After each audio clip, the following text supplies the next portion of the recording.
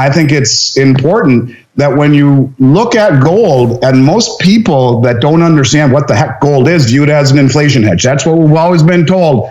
So I think it's kind of funny that as the prices get smashed in the derivative gold market when the CPI market comes back a little hotter than expected. It's supposed to be the other way around. So when you talk about manipulation, when you talk about the markets being controlled, it's very upsetting. And I think to a lot of people, this is what dissuades so many people from accepting precious metals as a hedge, because here you have numbers come in hotter than expected and bam, they smack the heck out of it.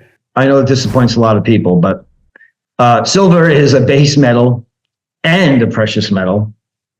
And unfortunately, it's probably the most manipulated and most frustrating market. In today's episode, two financial experts, Andy Schectman and Michael Pento, talk about the massive banking meltdown that could start at the end of March, since the Federal Reserve monetary policy will tighten for reasons we'll explain in a moment. If you're into commodities, this video is for you. The end of March, early April. And it's at that time, here's the fourth negative liquidity impulse. It's at that time that quantitative tightening will really begin to bite. And we know our lessons of quantitative tightening. This will be the fastest pace of quantitative tightening, 90 billion, 95 billion per month. That's what it's supposed to be. That's really going to put a lot of pressure on the banking system. So that's when I think this whole liquidity impulse that was turned from extremely negative to a positive in March of last year abruptly shuts off. So that's what I'm looking at. That's the name of it on their balance sheet. So if they want to get their assets in line with their balance sheet liabilities, if they want to reliquify their economy, one that is having problems with the real estate market and with the stock market in China, if they really do hold as much gold as our buddy Alistair says, who I have nothing but the utmost respect for, revalue gold and watch what happens. And look what they're slowly doing right now, turning up the heat on arbitrage. Silver's $1.50 higher. Gold is $70-80 higher right now in Shanghai. Siphon slowly. Don't let them know what you're doing. The frog in boiling water. But just like inflation, when I was a kid in high school, price of a hamburger then to the price of a hamburger now, slowly turn it up.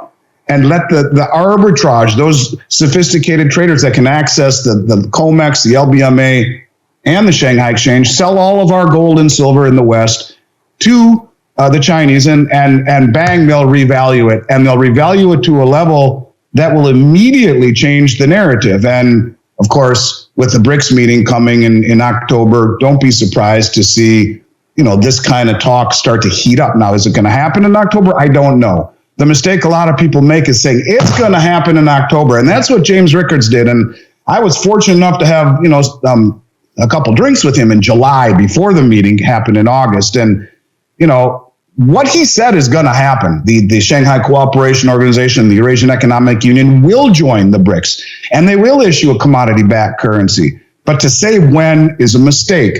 But I do believe that these things indeed logically will happen. It's a logical progression. And when you see all of these BRICS countries, look at, country like Turkey, who has now just formally applied to BRICS, has massively accumulated silver recently, massively. Let me see if I can find the number here real quick. I think I can. I wrote it down. The number that they have accumulated, imported in 2023 was almost 1,200 tons of silver. And, and in 2022, about 800 tons. And if you go back before that, nowhere near. So you have countries that are leaving the Western system. They were just told that you're not going to join the European Union anytime soon. And so they formally applied to BRICS. Well, they're buying gold, they're buying silver. They're doing, a year ago, before they had to sell some of their gold to finance to help get inflation under control, they were buying more gold than anyone in the world too. So these nations, I think, see the big picture, and the people in this country who are being lied to by the the Bureau of Labor Statistics, who are not letting us see what's really happening, are falling right into the hand of these countries that are de-dollarizing. So in the continuation of the episode, Schectman and Pento highlight the exact moment this huge downtown will happen. They also explain the implications this will have to gold and silver prices and Americans' economy. Hit the like button, smash the subscribe button, and check our pinned comment for some massive sign-up bonuses to get out of TradFi and into crypto so you're safe from the banking collapse. Come March 11th, the bank term funding program is going to expire. I mean, I can't believe this is actually going to happen, Jesse, but this was the program that bailed out the entire U.S. financial system on March of 2023. Remember, we had these four banks go under back then. And the banks had assets that were really a problem. They were mostly treasuries and mortgage-related debt, mortgage-backed securities, CMBS. And they handed them off to the Fed at full value. And even though they were like 60, 70 cents on the dollar, and the Fed gave them Fed credit, 100 cents on the dollar, and told them to go out and, make loans and buy more bonds and whatever. And that kind of floated the whole banking system up for the greater portion of like a year and a half.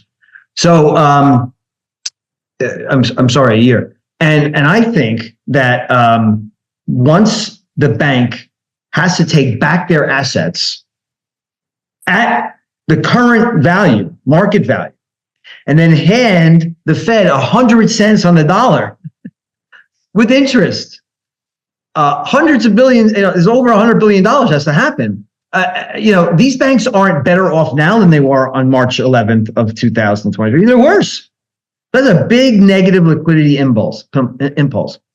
Now, in addition, here's another negative impulse that's ongoing. Banks are tightening lending standards. That's already been the case for over a year, about a year and a half to be exact. Now, the regulators are raising capital requirements while their assets are eroding even further.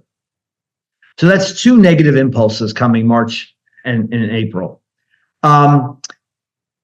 Around that time, around the end of March, sort of sometime in April, it's just a guess on the trajectory, the vector of the decline in the reverse repo facility, that goes to zero or thereabouts in that time frame. Now, the reverse repo facility is the bank's excess liquidity that they were parking at the Fed out of the whole U.S. financial system, just laying fallow at the Fed, earning interest. And reserves are part of the high-powered money. It's part of the monetary base. It's Fed credit plus physical coins and currency. That's the building blocks of all money supply. It's just laying there fallow at the Fed.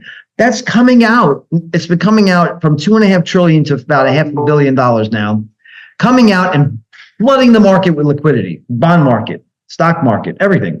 Well, that runs dry at the end of March, early April.